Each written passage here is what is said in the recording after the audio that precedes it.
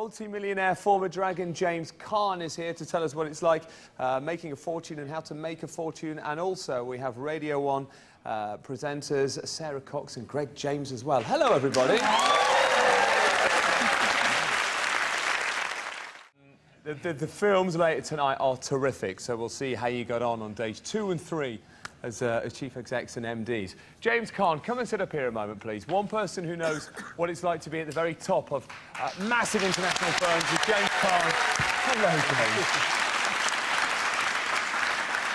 First of all, I thought, James, I was a former dragon and a multi-millionaire yourself. Well done. Thank you. I thought Didn't he do well? Yeah, you did.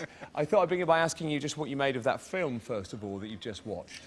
I mean, I think, firstly, I think you should all be congratulated. I think anybody who's put in a situation that you've never experienced before, so you go from being unemployed to maybe one of the most senior jobs in this country, running a large department store or AOL.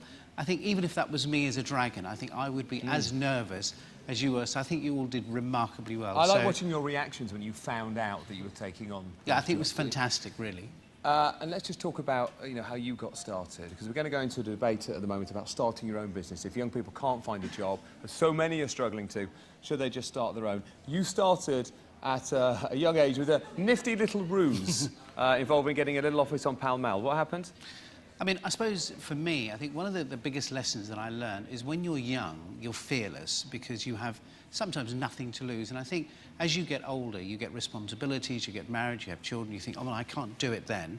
So I think when you're young, you've got that energy, that drive to say, I can do it, which is really, really what happened to me. And I thought, what have I got to lose? If it doesn't work out, I can always try and get another job. So what did you do? Tell us what you did on Pall Mall. I mean, essentially, I wanted to set up a headhunting firm, and I realised that, location was really important, but I didn't have any money. So I went to Pall Mall, found a fantastic office, but it wasn't really an office. It was a broom cupboard, but it had an address, and it was Pall Mall. And I would literally sit there on my own in this tiny desk with no windows, and as soon as people used to come in to see me, I'd say, I'm really, really sorry, but we're so busy. All the meeting rooms are chock-a-block. Is it OK if we just go around the corner to the Ritz and maybe we can have a chat there? And I wouldn't buy a tea or a coffee because I say it was really busy, so we'd just sit in their little lounge area.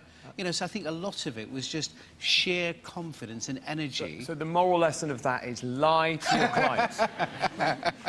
Did I say that, Richard? No. Just very quickly, we're going to move on to a debate. What advice would you have for young people out there in terms of starting their own business? How do you get it off the ground? Where do you find finance? How easy or difficult is it? I mean, I think clearly it's very difficult. It's not easy. And that you can find 50 reasons why you shouldn't do it, why you can't do it. But some of the greatest businesses on the planet were started with people who had nothing. But what they did is they had belief in themselves, they had confidence and the desire. And, the greatest way to start out a business is you go to the bank, which is called the Bank of Family and Friends. Okay. Because clearly, when you start off, you go to a bank, you're not going to get the money. But, some of the things that I've learned is it's not always about money, it's about you. Great, thank you. Not everyone can get money from family and friends, but I see your point. Thank you, James. More from James later. James is a great example of someone who decided to become the master of his own destiny by setting up his own business.